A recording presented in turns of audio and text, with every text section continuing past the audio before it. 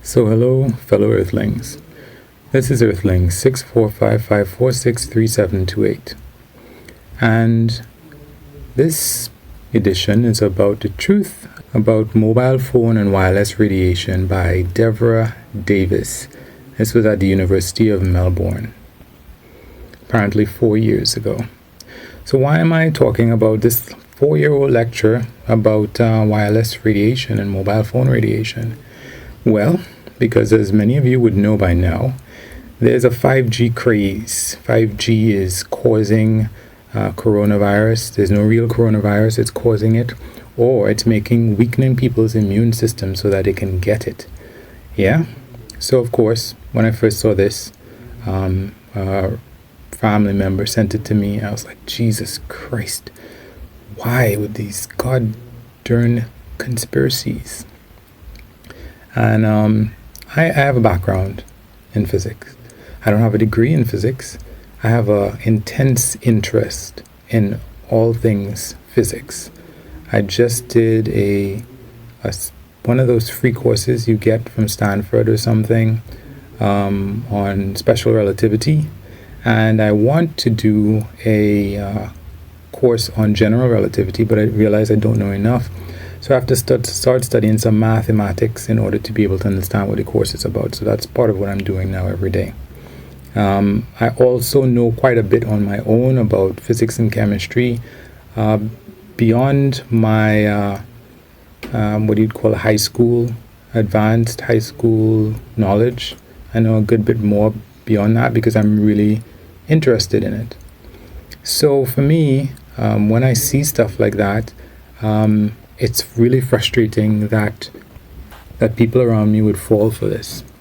But anyway, what I did is, at length, in the different groups that I belong to, I posted about it saying, hey, this doesn't make any sense.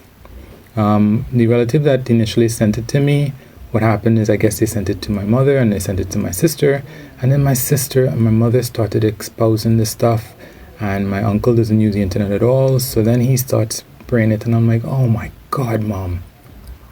All right, this is the basics of what I told her. I'm like, listen, if 5G is so horrible, right, and it causes this virus, then why have the deaths stopped in China? And the Chinese company, Huawei, is the one that's responsible for rolling out 5G. That doesn't make any sense. They should have the most 5G. They should have the most 5G, not the least. Well, it's not the least that they have, but they've controlled it. What did they do? Go around ripping down towers? Of course they didn't. There's no mention of that because it has nothing to do with it. Now, my mother recently had an x-ray, and I said, listen, the fact of the matter is that x-rays do cause cancer. That's a fact. But even though we know that they cause cancer, we know how to use them judiciously. We know how to use them so as not to increase our risk of cancer because we need them to know whether or not people have broken their bones.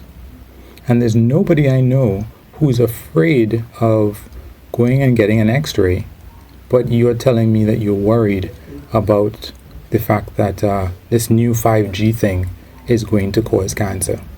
The next thing is that x-rays are more energetic than regular waves. And I guess I need to, I'll talk about the actual review in a second. But aside from x-rays that people use and nobody has a fear of going and getting an x-ray, UV causes cancer. We know that. It causes skin cancer. That's why they want people to use sunscreen. So, yeah, we know what causes cancer. But then when you get down to light, I've never heard anybody talk about using sunscreen for the lights in your house. The lights in your house, for the most part, do not produce UV light or x-rays for that matter. And nobody's saying wear sunscreen in your house when you have on a lamp. And why am I talking about x-rays, UV, and light? Because that's the order in which they're descending in power. X-rays can go through your body. They can go through your bones. Electromagnetic waves they go from gamma, X-ray, ultraviolet, light, heat, microwave, let's say, but microwaves includes radio waves, and that's pretty much around there. But It's a stepping stone. All right. So the reason why I'm talking about them in that order is because they're stepping stones in terms of energy and in terms of danger. Gamma rays from a nuclear power plant, very dangerous. X-rays, very dangerous. That's why the people who work there, they wear lead shielding, or they go behind a screen when they need to take your X-ray, because they can't be taken thousands and thousands of, being exposed to thousands and thousands of times. Same thing then with UV. They tell you to wear sunscreen. At that point, at the point of light, just plain light, not sunlight, you don't have to worry. You don't wear sunscreens for a lamp. Then we go down to heat. Nobody tells you that because you're sitting in front of a fire that you might get cancer. That's not something that people discuss. Then you go down to microwaves, and people start to worry about microwaves, like a microwave oven. And for 5G is based on microwaves, people start to worry. And I'm like, wait a minute. You're not worried about an X-ray. You know how to handle UV light. You realize that there's no problem in sitting in front of a strong light or a fire. But then you're worried about something that's far weaker still? That it doesn't make any sense. Do you understand what is being foisted upon you? So anyway, that's what I told my mother. And for whatever reason, between her and my other relative, they stopped talking about it. And I was like, God Almighty, thank you. That seemed to get through. At the same time, though, my family member, they sent me this just before I just finally let go and explained everything. But I said, listen, I'm going to watch this whole thing. I'm kind of iffy on that. I'm not sure if it was directly before or after. But what I had been telling them is, listen, you have to understand, let's pretend that this thing was true. That's what I was saying. If we pretend that this thing is true, you have to understand it. Because if you don't understand it, and right now they're saying it's 5G is a problem, then they could come back and say, no, this is not 5G anymore. This is 1H. 1H is fine. And because you don't know how this mechanism is supposed to work, who's to say you're going to get fooled? And I was just hoping that, okay, they'll read up enough on it and learn, and just honestly, they would just stop talking about it and realize that they've been fooled.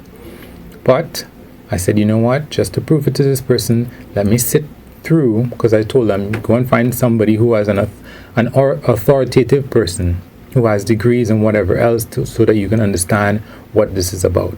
So they went and they sent me this video, and they sent me another one at first, and I was going to ignore that. Then they sent me this one, and I was like, okay, fine, I will go through every single minute of this thing and respond to it. Now, the lady, she nowhere in it does she address the fact that we know that gamma rays are a problem, we know that X-rays are a problem, but we know how to manage using them. And it never came up, the electromagnetic spectrum, and the fact that we are jumping over light and heat to find that this far weaker thing than light and heat could potentially be a problem. The other thing she says is that basically, one of the things she said is that, okay, we're looking at brain tumors. Why are you jumping to brain tumors? Like right now, I'm holding my phone in my hand. If there is any part of your body that's going to be exposed to whatever harmful radiation there is, it's mainly going to be your hand or your thigh. Okay? Why are we looking? She's like, brain tumors take a long time to form. That's the reason why you wouldn't see them. Why do we need to jump to brain tumors? Do hand tumors take a long time to form? Do hip tumors take a long time to form? We could focus on that. Another thing she was talking about is, and of course there's no increase in hip or hand tumors as far as I know. But another thing she's talking about is that the phones, when they were designed for an adult, and now we're giving them to kids to play with, and kids are going to, well, listen, if anybody is going to show up a problem straight off the bat, it's going to be kids. Adults can play with a number of different chemicals, no problem. Developing kids, right? If you think that something is going to be a problem, And we've had at least how many years of cell phone usage? And kids have been exposed to this tremendously it's been a digital babysitter for kids. If we're going to see a problem, it should be in kids, and it shouldn't take that long. I mean, I do not believe one shred in the anti-vax belief that vaccines cause autism. But that's the kind of thing that you would expect. You would expect that if something is going to happen, it's going to happen when they are kids. And there are so many kids. I mean, I don't know when the iPhone would have come out, but we're on iPhone 10, aren't we? Isn't that like a good 10 years worth of iPhones? That's what it means, right? If this is going to do something, I'm sure there would be kids who were 1 that are now 10 that we could look at. And I'm sure if we looked at them, why aren't we seeing anything? It takes a long time to develop. Well, on a kid, on a tender kid, let's look at this for a second. With respect to children, if their visual cortex, let's say there's a problem with their nerves with respect to sight, and they're not exposed to light during a certain period of time, let's say they get an operation when they're much older, and you're able to connect the nerves from their eyes to their brain, it's not going to work, because there's a certain window of time that those cells are going to be active, and if you exceed that, it's not going to work.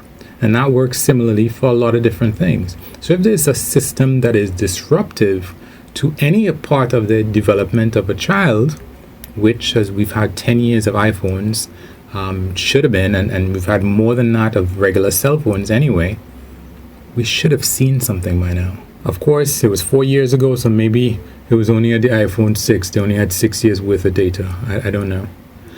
Part of what she says is that, okay, there are studies that show that mice that are exposed to cell phone data, they take twice as long, I think. They take twice as long to find their way out of a maze. Well, I can't speak to that, except to say that we are not mice is one thing. That's one thing. We are not mice. There's a lot of things potentially that you could say it could affect both us and mice. And I know it doesn't sound as great as it should be to say, well, oh, this is completely flawed. Well, to begin with, how do you measure twice as long? And how many studies? And how many mice? How many years? This is where I want to get into the details. I really want to get into the details, because I think a lot of times when you really go looking, these studies and the evidence that people look to provide, you can suddenly find a flaw that's like, really? At least that's been my experience. The next thing, though, is, so for one thing, I doubt the credibility of the study. Let's just make that clear. I doubt the credibility of the study, period. And human beings are not mice. Beyond that, what she says, maybe in the middle of the lecture, is that I'm not here to tell you that we have definitive proof. What? You're not? Because you spent half of your lecture apparently providing, quote-unquote, proof. She goes on to say that a lot of these studies that have been performed, they could not be replicated. Sometimes they work and sometimes they don't. Whoa. So you took like half an hour of explanation to reach to the point to say that you're not telling us that there's proof. You could have started off saying that. But I guess you didn't really want to be honest, maybe? What she proceeds to say next, for me, is just nuts. She proceeds to suggest that the reason why some of these studies don't prove that there's a problem, and let me just say this. I have a telecommunications degree in telecommunications technicians, not degree, I guess certificate. So I've studied a little bit of this.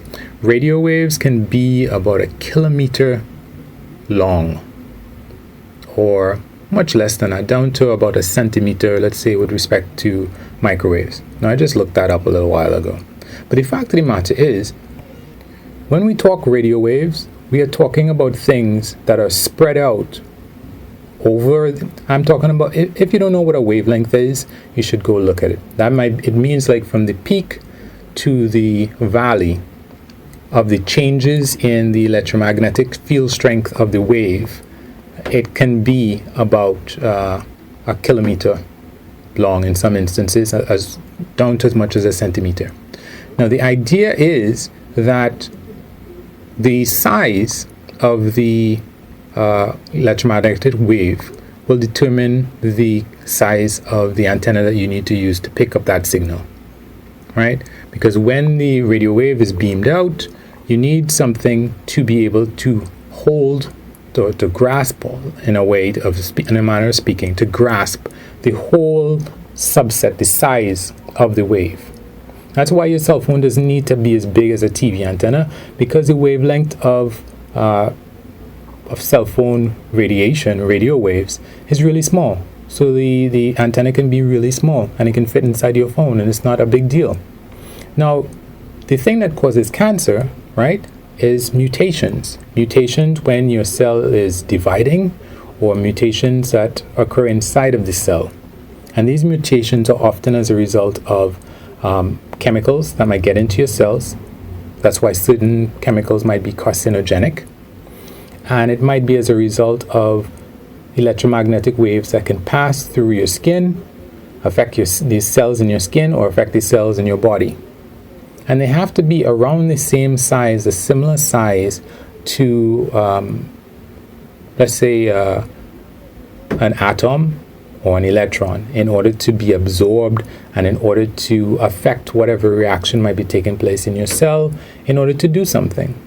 When something is a kilometer wide to a centimeter, down to a centimeter, that is nowhere near the size of a cell. It's nowhere near the size of molecules or even atoms, in order to be able to affect them to cause some kind of mutation in your cell. We're talking about something that is huge compared to a cell, and the cell itself is huge compared to a molecule, and it's the molecules that need to be affected in order to cause cancer. So, I don't even know. But anyway, her contention is that part of the reasons why all of the data doesn't agree is because of the cell phone lobby. The cell phone lobby is able to affect the tests that are out there and prevent good data from coming in. So let me get this straight. The smoking lobby could not prevent data that comes out and shows that smoking causes cancer and emphysema and all this other stuff. The fossil fuel lobby could not prevent data from coming out to show that there's global warming. But the cell phone lobby is able to hide billions of instances of cancer that are potentially occurring. The cell phone industry, not the fossil fuel industry, not the cigarette industry, not Monsanto, the cell phone industry has been able to keep this on lockdown. Yeah, pull my other one. Anyway, this is kind of long, so wish me lucks. You can like or unlike, you can comment, subscribe, and or share. Peace.